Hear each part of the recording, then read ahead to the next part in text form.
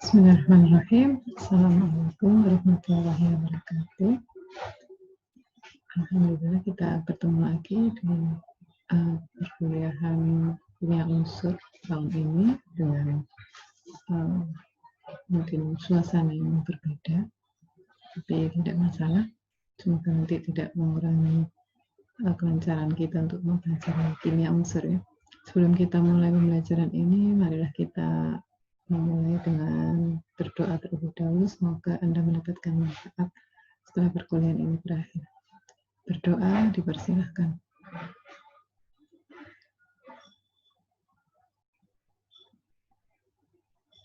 Berdoa selesai.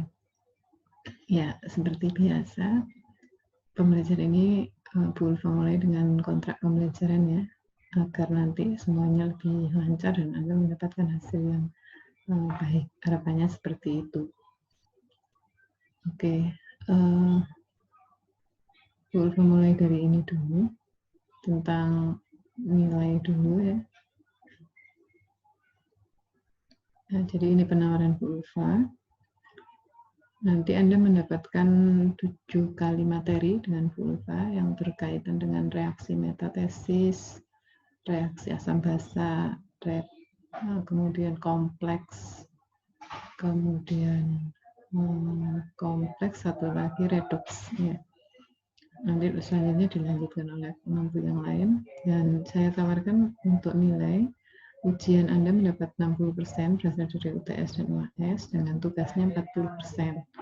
40% nanti terdiri dari 10% tugas harian yang akan saya berikan dan 30%-nya dari video presentasi yang nanti akan saya jelaskan seperti apa. Oke, untuk tanya jawab dan diskusinya nanti ya, Bu Ulfa jelaskan dulu semuanya. Nah, untuk prosedurnya karena kita by daring, jadi pertemuan kita nanti by Zoom atau Meet nanti tergantung mana yang bisa kita pakai. Ya. Nanti link akan dibagikan minimal 2 jam sebelum pembelajaran. Nah, sebelum itu PJ Class harap membuat grup WhatsApp untuk koordinasi terkait pembelajaran ini. Harapan saya Anda masuk ke kelas 5 menit sebelum pembelajaran. Dan mohon disiapkan headset karena mungkin nanti pembelajarannya tidak terlalu keras gitu. Nah, kenapa masuk sebelum kelas dimulai? Karena butuh waktu untuk admit ya, untuk admit gitu. Saya harapkan pas pembelajaran ya sudah tidak ada yang minta admit gitu, karena mungkin nggak sempat admit juga. Nanti kalau ada Zoom berbayar yang kosong kita pakai Zoom itu, kalau enggak ya kita pakai yang gratisan, yang 40 menit sekali Anda akan otomatis leave meeting atau keluar. Kalau leave meeting Anda masuk lagi ke link baru yang di-share ke WhatsApp, seperti itu. Nah, ini yang harus diperhatikan, mode mute ya, jadi harap semua video diaktifkan agar saya tahu Anda ikut di pembelajaran ini. Kemudian semua suara harap diheningkan. Jadi tidak ada suara yang diaktifkan, kecuali kalau saya beri kesempatan untuk berbicara. Dan selama pemaparan materi nanti harap Anda tidak bersuara, tidak juga meninggalkan kelas, kecuali sudah izin ya melalui chat. Kemudian tidak juga tanya jawab. Jadi biarkan nanti materi selesai semua, nanti di akhir saya berikan waktu untuk tanya jawab. Untuk materi dan tugas, ya, jadi untuk PPT materi nanti mohon dicatat beberapa hal yang seperlunya saja yang Anda butuhkan. Kemudian, kenapa? Karena materi tidak akan saya berikan per pekan nanti, materi saya berikan sebelum ujian. Jadi Anda diharapkan mencatat materi-materi itu yang memang Anda butuhkan, karena nanti ada penugasan di Google Classroom terkait materi itu. Nah, yang paling penting ini, Anda nanti bisa masuk ke Classbook di Google Classroom dengan link ini bisa Anda catat, dan mulai masuk mulai sekarang, silahkan. Selanjutnya untuk, nah ini tugas presentasi tadi dijelaskan dulu di depan. tugas Anda ada 40%. 10%-nya adalah tugas harian, sedangkan sisanya ya Anda membuat satu video berdurasi maksimal 2 menit. Isinya apa saja? Anda boleh milih. Bisa berupa percakapan, narasi, film pendek buatan Anda sendiri yang Anda jadi aktornya di situ. Ada juga informasi pendek atau yang isinya semua aktornya Anda. Himbauan, ajakan, iklan, yang artisnya Anda. Ya. Videonya tentang apa? Tentang salah satu tema yang paling menarik. Misalkan nanti tema reaksi metatesis. Oh, tema ini menarik karena bisa mengajak orang untuk mempelajari reaksi metatesis misalkan. Boleh. Satu mahasiswa hanya wajib membuat satu video saja. Kalau lebih dari satu, lebih bagus lagi. Karena ini bisa menjadi penambah nilai. Nanti video, Anda beri keterangan seperti yang saya tayangkan ini. Jadi nama, misalkan Sarah, kimia berapa, NIM-nya, kemudian diberi tulisan kimia unsur FKIP, ditulis slash UNS 2020, di slash lagi Dr. Maria nama saya, dan temanya ini kebetulan tema dari PAI ya, kalau misalnya kalau tema kita ya misalkan tema reaksi metatesis gitu. Lalu diunggah di YouTube sebelum UAS maksimal, dan link YouTube-nya nanti Anda upload di Google Classroom untuk berikan penilaian. Nah, kabar baiknya nanti video Anda yang punya subscriber, komen, like, share, viewer yang paling banyak sekelas ya, peluang untuk mendapatkan nilai A sangat besar. Walaupun UTS dan UAS-nya mungkin di bawah standar, tapi harapan saya UTS dan UAS tetap bagus ya. Jadi videonya hanya penambah saja. Seperti itu. Nah, kontraknya hanya itu yang perlu Bu Ulfa jelaskan. Yang lain-lainnya tidak ada. Nanti kita diskusikan di akhir. Bu Ulfa ini langsung masuk ke bab 1 pertemuan kita. Tadi sudah ya. Nah, tentang kimia unsur di bab 1. Jadi pertemuan bab 1 ini menjelaskan tentang klasifikasi reaksi kimia dan satu reaksi tertentu yaitu metatesis. Sebenarnya apa reaksi itu? Kita belajar mulai semester 1, 2, 3, 4 sampai semester Anda ini. Sebenarnya apa reaksi itu? Apa kimia itu dan apa anorganik itu? Kalau kimia kita sudah tahu ya, berisi tentang hal-hal yang bersifat kimiawi, chemical, ion, molekul, atom. Kalau anorganik, segala yang berkaitan dengan hal yang bukan organik, bukan berkaitan dengan makhluk hidup. Sedangkan reaksi apa?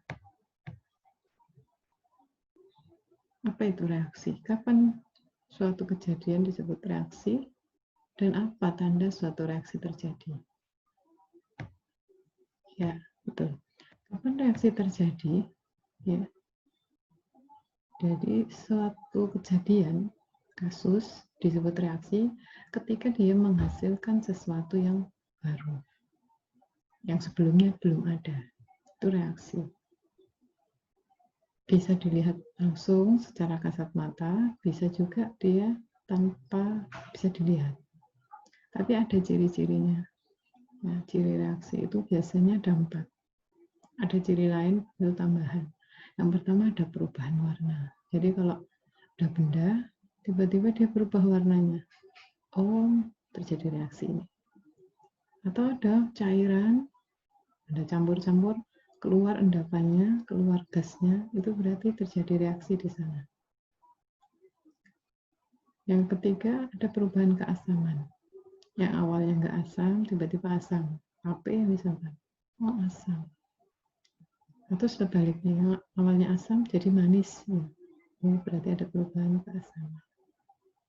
Yang keempat, ada pelepasan dan penyerapan kawat. Biasanya wadah tempat sesuatu yang bereaksi itu panas. Itu di dalam diri Anda terjadi reaksi karena diri Anda menghasilkan panas dan juga melepaskan panas. Ya, kalau tubuh Anda dingin, mayat itu misalkan sudah nggak ada reaksi di sana, ada tapi sisa-sisa.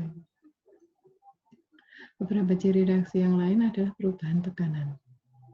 Ya, meskipun ini tidak banyak dibahas, tapi adanya perubahan tekanan pada suatu kasus kejadian menunjukkan bahwa terjadi reaksi di sana. Ya, entah kenaikan tekanan atau penurunan tekanan.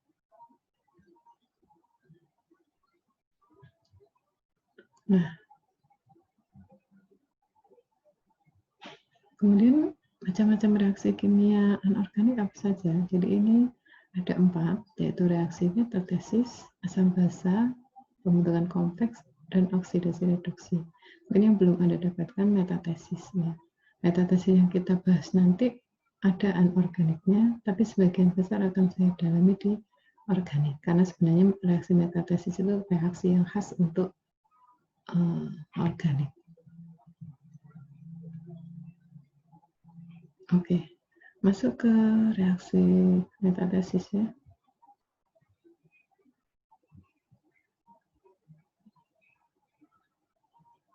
Apa sebenarnya metatesis itu? Ya, jadi secara bahasa, ya, dari bahasa Latin metatesis itu artinya transposisi. Transposisi itu perpindahan atau pertukaran. Kalau Anda mengenal senyawa trans, ya, kalau transposisi itu senyawa perpindahan. Trans itu seberang.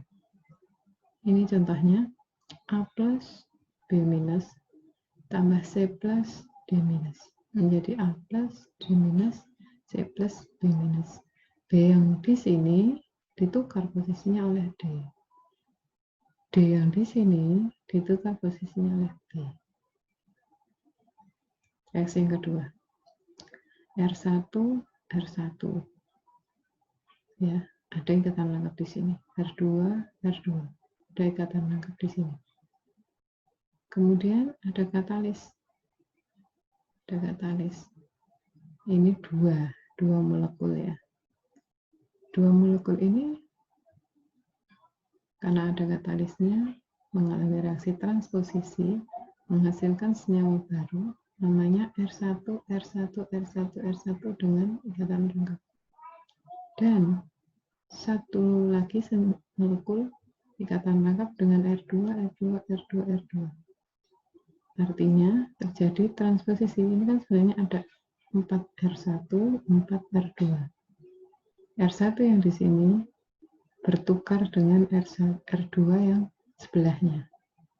R1 yang di sini juga bertukar dengan R2 sebelahnya. Sama juga dengan ikatan lengkap 3. Di sini ada dua molekul, ya dua molekul yang dia punya ikatan lengkap, punya R1 dan R2. Dua molekul ini tetap menjadi dua molekul, yang satu hanya punya R1 cabangnya, yang dua hanya punya R2. Artinya terjadi transposisi di sini. Ini sejarah dari metatesis. Jadi awalnya diawali dengan metatesis Olefin tahun 31, tapi karena waktu itu tidak terlalu banyak dibahas, penyebutan metatesisnya belum ada. Kemudian tahun 60 ini ada disproportionase, jadi katalis heterogen. Jadi yang masuk katalis heterogen yaitu molybdenum. Ya, ini tahun 60. Kalau tahun 31 belum tahu, belum dijelaskan katalis apa. Kemudian tahun 31 ini Kaufin. Mulai tahun 71 lah metatesis itu keluar penyebutannya. Dilanjutkan dengan Schrock tahun 74, dilanjutkan lagi dengan Kaufin, Schrock, dan Grubbs. Jadi 3 tokoh ini yang paling terkenal di dunia reaksi metatesis. Ya, terakhir grup itu masih publikasikan tahun 2001 dengan katalis generasi kedua. Katalis generasi kedua, rutenium dengan berbagai macam molekul yang menjadi cabang.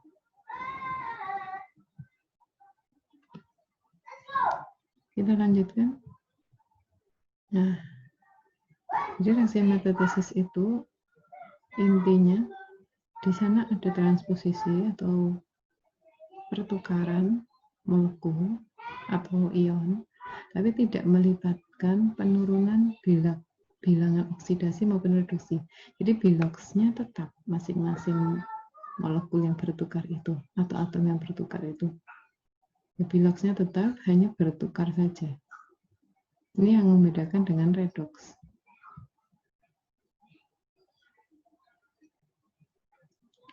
Nah, reaksi umumnya dia punya senyawa baru nanti, pasti ya, melibatkan kation dan anion. Seperti yang sudah saya jelaskan sebelumnya, jadi bergabungnya kation A dan B membentuk AD, atau AD bergabung membentuk CB. Itu reaksi metatesis. Pengertian yang lain, metatesis juga bisa diartikan pertukaran ion dari dua buah elektrolit pembentuk garam.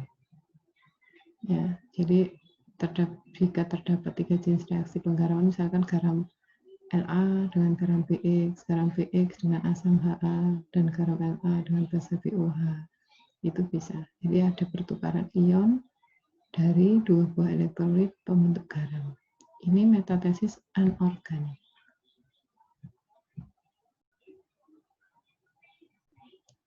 Nah, pengertian lain yang lebih luas, jadi ini sebenarnya pengertian yang benar.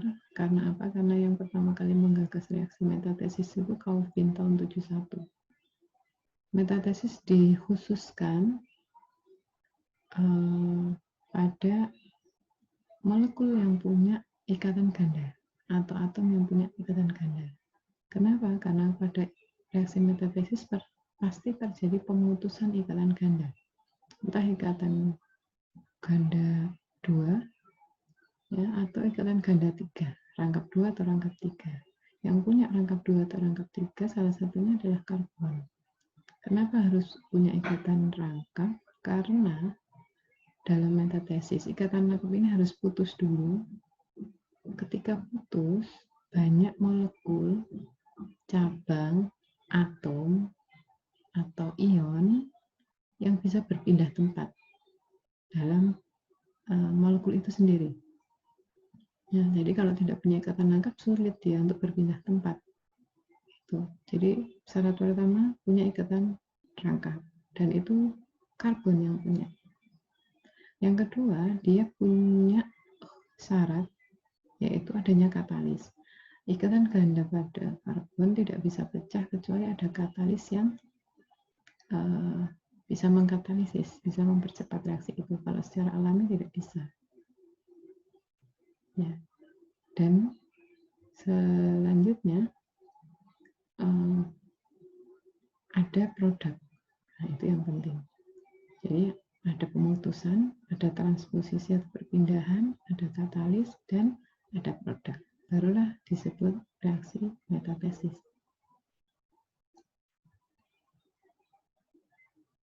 Nah, kalau yang untuk anorganik nanti disendirikan. Ini macam-macam reaksi metatesis anorganik.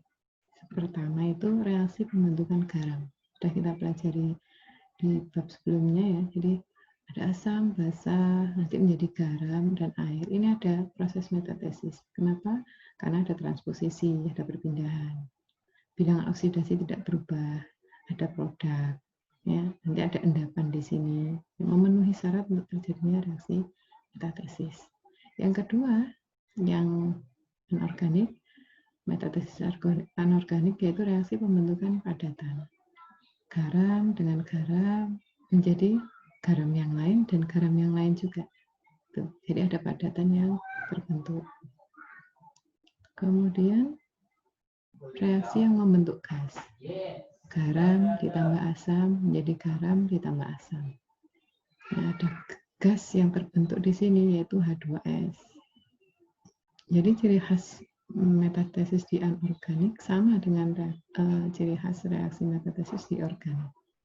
Hanya saja di metatesis anorganik tidak ada ikatan rangkap, yang itu sebenarnya melemahkan arti metatesis itu sendiri. Tapi di bagian yang lain, pengertian metatesis masih memenuhi syarat.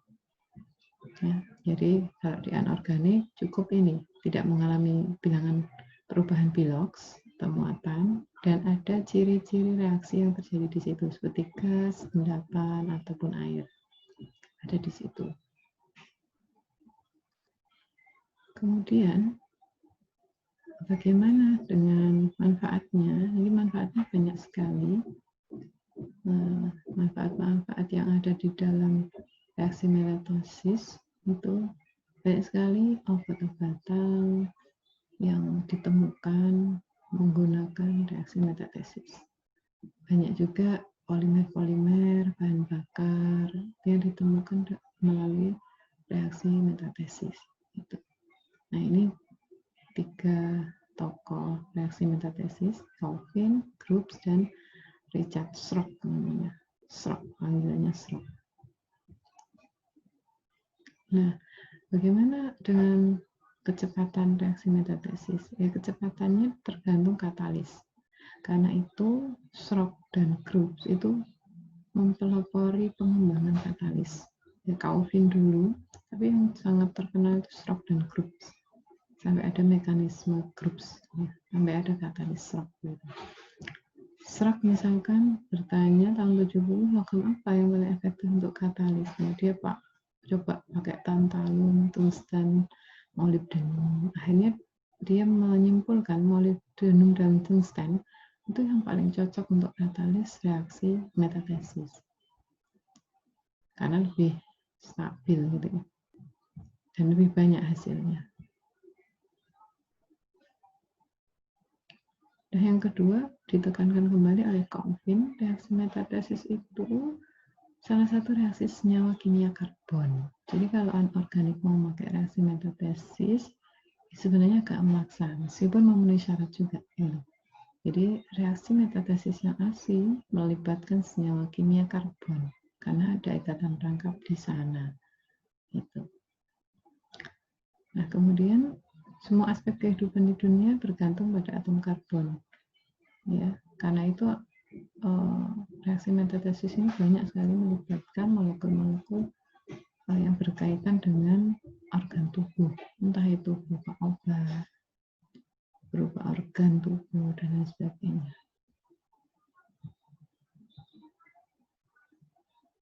Nah, ini sejarah tadi sudah saya jelaskan, jadi meskipun tahun 30-an sudah ada reaksi metatesis, tapi penyebutan reaksi metatesis baru di zamannya Calvin, ya, dari Institut Frances de Petro, ya, Institut Perminyakan, dia belajar dengan tekun tentang metatesis, kemudian dia menemukan katalis logam karben yang dapat berikatan dengan atom karbon.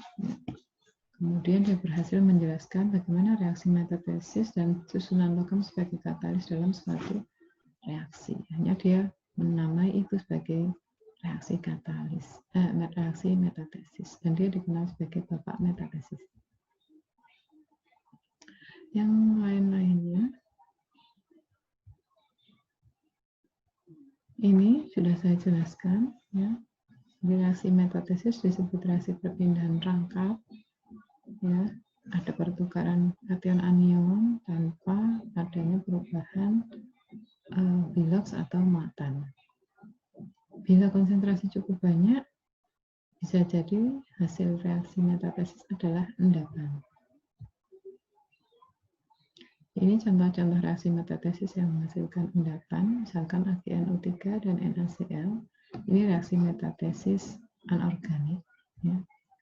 Contoh yang punya endapan, AgNO3 dan NaCl. Contoh yang menghasilkan gas, ini HCl dan Na2S menghasilkan gas H2S, ya, biasanya tercium baunya. Yang lainnya, reaksi metatesis yang menghasilkan elektrolit lemah, misalkan HCl dengan NaOH. Ada pertukaran di situ, tapi dia menghasilkan elektrolit lemah. Aturan pembentukannya untuk golongan asam kuat, maka lainnya adalah elektrolit lemah. Untuk golongan asam hidroksida, sebagai basa kuat mudah didisolvasi, dan hidroksida lainnya sebagai basa lemah yang sulit untuk didisolvasi. Ini tugas 1. Tuliskan persamaan reaksi ionik untuk reaksi metatesis berikut. Bisa difoto nanti. Saya lanjutkan ya. Jadi hanya ada 5 reaksi: zinc sulfit dan chloric acid, sodium karbonat dengan strontium asetik, lead 2 chloride dengan amonium sulfit, iron 3 hydroxide dengan phosphoric acid, amonium sulfit dengan potasium hidroksida. Oke, saya lanjutkan dengan masuk ke jurnal yang di aplikatif.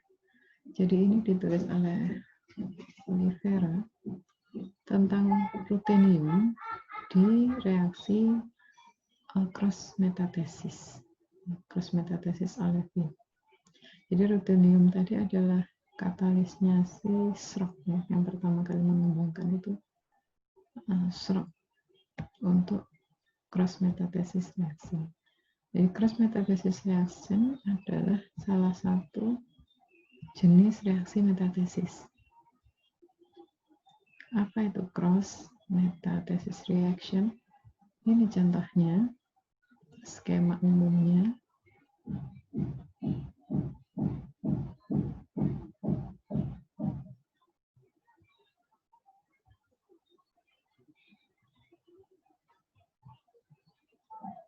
Jadi disebut cross karena dia nanti melintang gitu. Metatesis ada perpindahan, jadi reaksi perpindahan. Contohnya ini, ada rangkap 2 dengan cabang R1 ya, itu ya ini.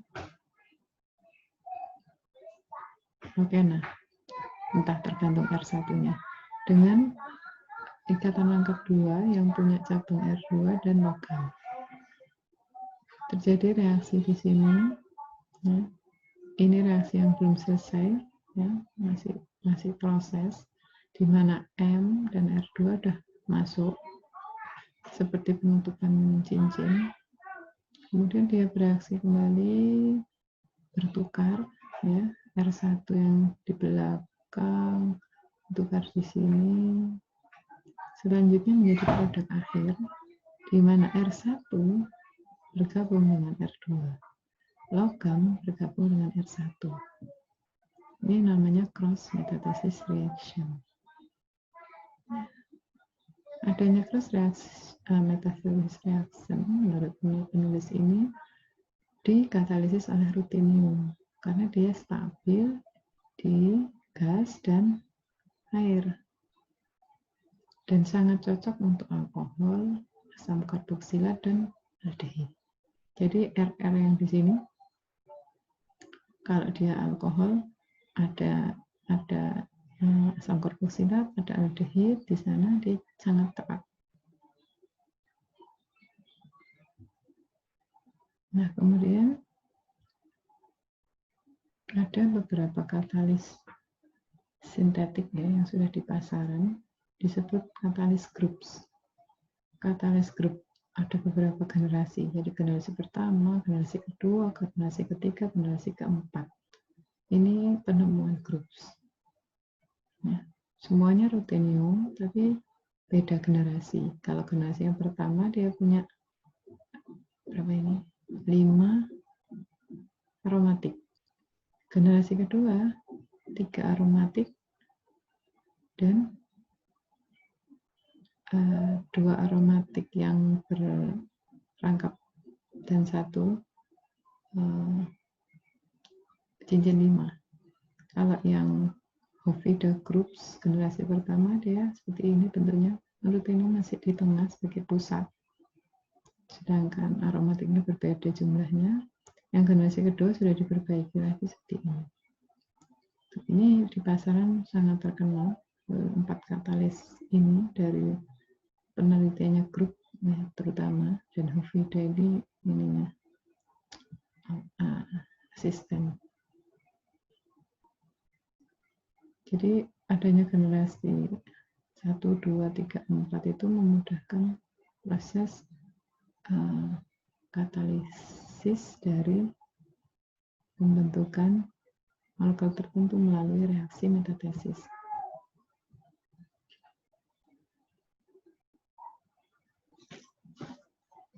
Ini salah satu contoh saja formasi yang disukai ya ketika rutenium itu menjadi katalisnya. Kita coba lihat hasilnya ya. Yang menggunakan rutenium katalis ini hasilnya 90%. Sedangkan yang lain-lain ketika sudah ditambahkan hal yang lain dia 83%, 83 dan 67. Artinya katalis ini cukup efektif untuk menghasilkan produk. Kita lihat contoh yang kedua ya, ketika menggunakan rutenium dia menghasilkan 82% dari produk. Sedangkan nanti ketika ruteniumnya ini diganti 0,01% ditambah CH2Cl2, hasilnya hampir 98%.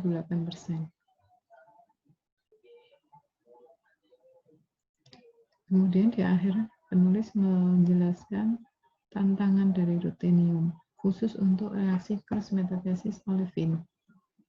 Ya, jadi dia memiliki ide itu bahwa nanti tidak hanya digunakan untuk alkohol karboksilat, tapi juga bisa untuk keton, asam biasa, ester dan amida. Katalis ini. Itu sebagian dari aplikasi katalis rutenium untuk cross metathesis reaction. Yang kedua, katalis metathesis ditulis oleh Okram ini tahun 2006. Ini ada sedikit sejarah di sini. Jadi tahun 1930 reaksi metathesis mulai dikenal, mulai diteliti atau mulai dicoba. Tapi yang mendapatkan Nobel itu Calvin tahun 2005. Ya, kenapa kok Calvin yang dapat? Ya, juga Strock dan Group. Karena kontribusi metathesis ini luar biasa. Dia mendapatkan banyak katalis baru, dia bisa menghasilkan reaksi produk-produk baru yang bermanfaat sekali. Itu bermanfaat sekali bagi dunia kesehatan terutama, kemudian dunia perminyakan, membangkitkan ekonomi. Itu penjelasan yang lain sudah saya jelaskan sebelumnya tentang inti metatesis seperti menggunakan karbon rangkap, adanya katalis, adanya proses transposisi, ini sudah. Nah, yang mau saya jelaskan macam-macam reaksi metatesis. Yang pertama tadi sudah dijelaskan oleh Oliveira ya. Reaksi pertama itu cross metathesis reaction untuk olefin. Kalau yang ini olefin metathesis, hanya untuk olefin saja. Contohnya ini, propena, ditambah propena, nanti ada katalis, dia menjadi butena dan etena. Ini olefin metathesis, karena di dalamnya terdapat olefin yang terlibat. Yang kedua, reaksi yang kedua, ring opening. Ring opening berarti ada cincin yang membuka. Ini cincin tertutup dengan jumlah tertentu, kemudian nanti dia bermetatesis menghasilkan cincin seperti ini, cincin terbuka dengan jumlah tertentu juga. Ring opening. Yang ketiga, ring closing. Ring artinya cincin, closing menutup, seperti ini. Nah, ini triana, ya, yang cincin terbuka, kemudian triena ini yang bagian rangkap ini menyatu di sini menjadi Sigbisdiena, sedangkan sisanya menutup lagi menjadi olefin. Jadi disebut ring closing metathesis, reaksi penutupan cincin. Yang keempat, enin metathesis. Ya, enin metathesis khas untuk molekul-molekul yang berbentuk seperti enin. Enin itu terdiri dari ikatan rangkap 2 dan rangkap 3. Molekul cabangnya apa terserah. Gitu. Enin metathesis itu terjadi ada sebagian yang closing di sini, sebagian ada yang terbuka. Jadi ada yang menutup, ada yang terbuka. Yang menutup bergabung menjadi seperti ini. Yang terbuka rangkap 3 menjadi rangkap 2, tapi masih tetap dalam satu molekul. Yang keempat, cross metathesis. Ini cross sudah dijelaskan tadi, kalau yang punyanya Olivera tadi cross metathesis untuk olefin, kalau ini cross metathesis secara umum. Jadi kalau cross metathesis secara umum ya ada persilangan. Jadi ini R1, R2, R3, R4 nanti bersilang. R1, R2, R4, R3 bertukar. Selanjutnya ada ring opening cross metathesis. Ini ring opening. Jadi ada pembukaan cincin, kemudian ada pertukaran juga, ada persilangan. Contohnya ini. Ini cincin tertutup dengan karbon rangkap yang punya cabang R1, R2. Kemudian dia membuka opening, cincinnya opening. Kemudian yang R1 dan R2 bertukar di sini. Ya, ada proses persilangan.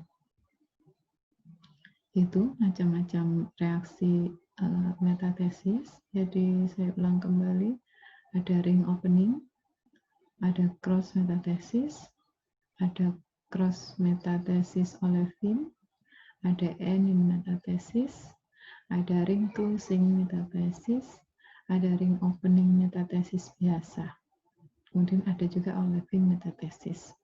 Ya, harap dipahami hal-hal penting terkait macam-macam reaksi metathesis organik ini.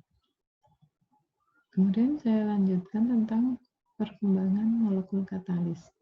Jadi metathesis ini pasti membutuhkan katalisnya, baik katalis utama maupun kokatalis. Gitu. Dan yang paling banyak digunakan ini molybdenum, ruthenium, dan tungsten. Ini 3 yang paling banyak digunakan. Sedangkan yang lainnya seperti selanjutnya ini titanium dan seterusnya sampai katalis-katalis organik seperti TNA dan lain sebagainya itu dipakai tapi jarang. Ya. Molybdenum dan tungsten itu sangat-sangat cocok gitu, logam yang sangat cocok untuk reaksi metathesis organik. Kenapa? Karena dia logam yang sangat stabil ya, ketika berinteraksi dengan karbon-karbon yang punya ikatan rangkap, misalkan alkyl-diena. Nah, tahun 90 ini Schrock membuat konstruksi gitu ya, bagaimana katalis yang bagus. Seperti yang saya jelaskan, sampai ada generasi sekian gitu. Dia membangun katalis yang tepat agar produk-produk metathesis itu bagus dan banyak. Ya, bagus dan banyak.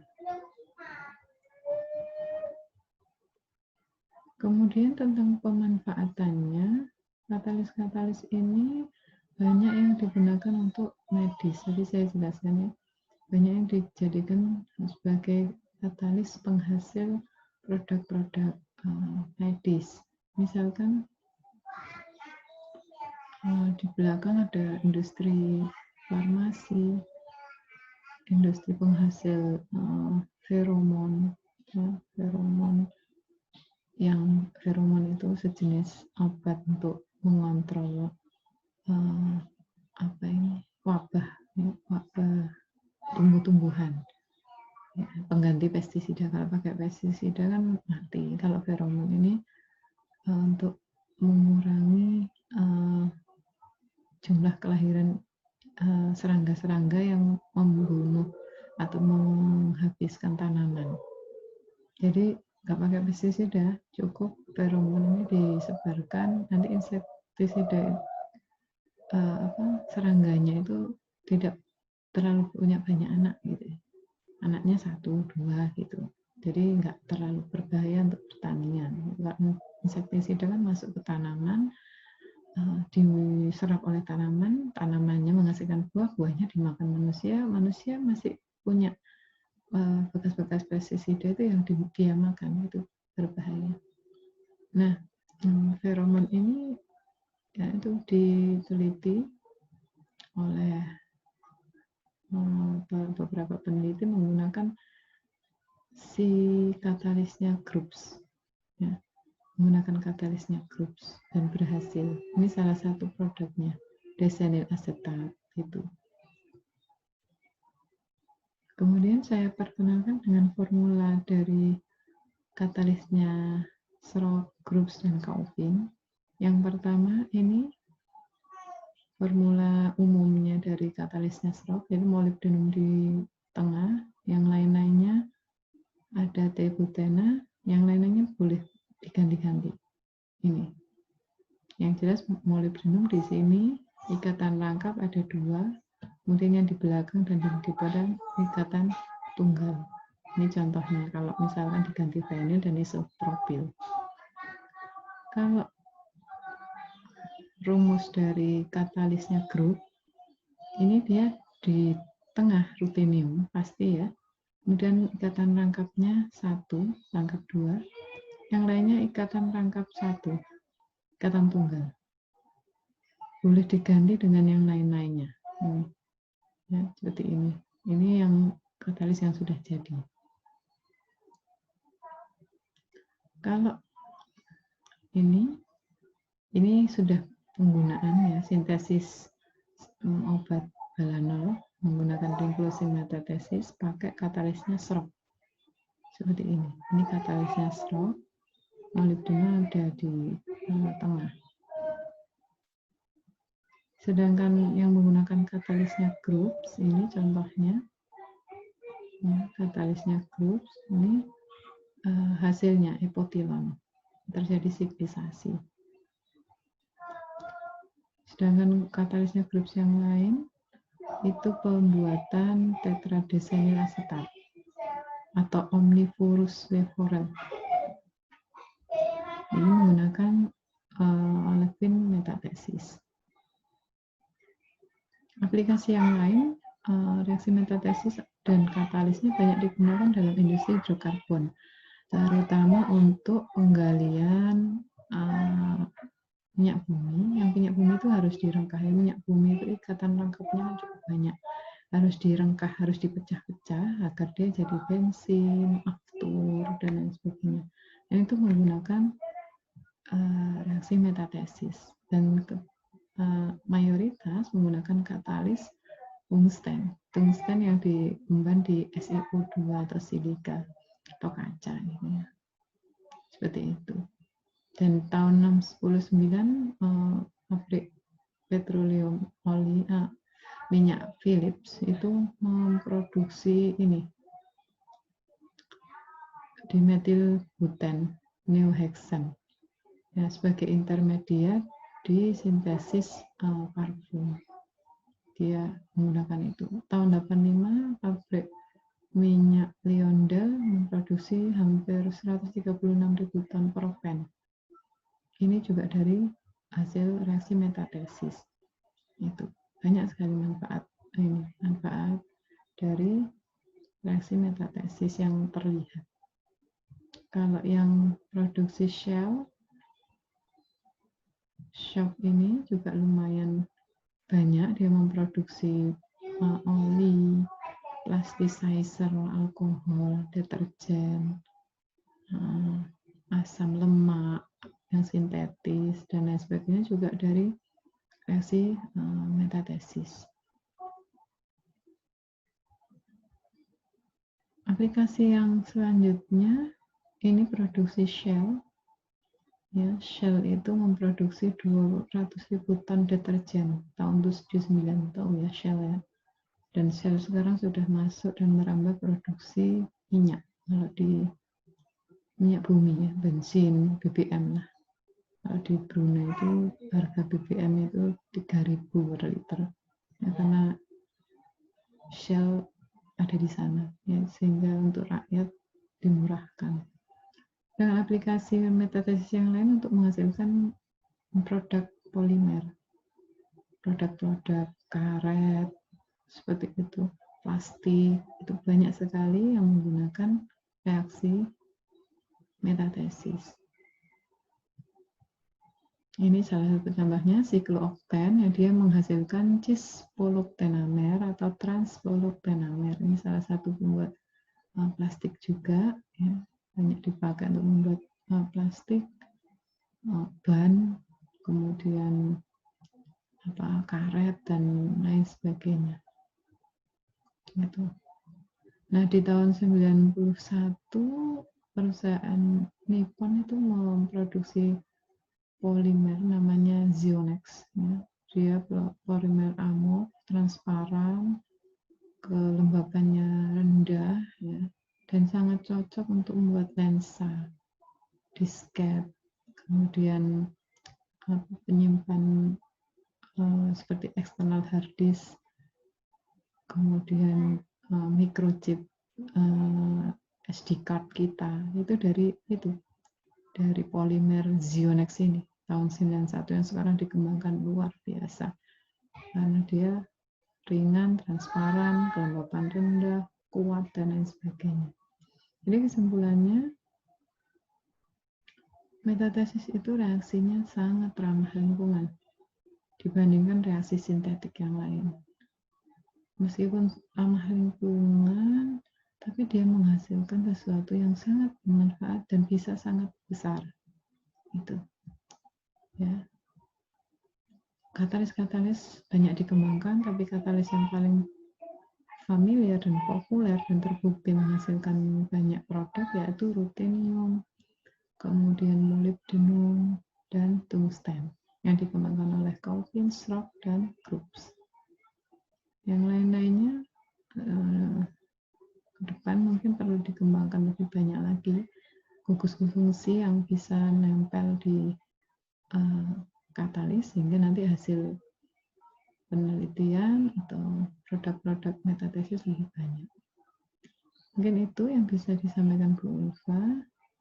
Bu Ulfa akhiri dulu sebelum tanya jawab. Assalamualaikum warahmatullahi wabarakatuh.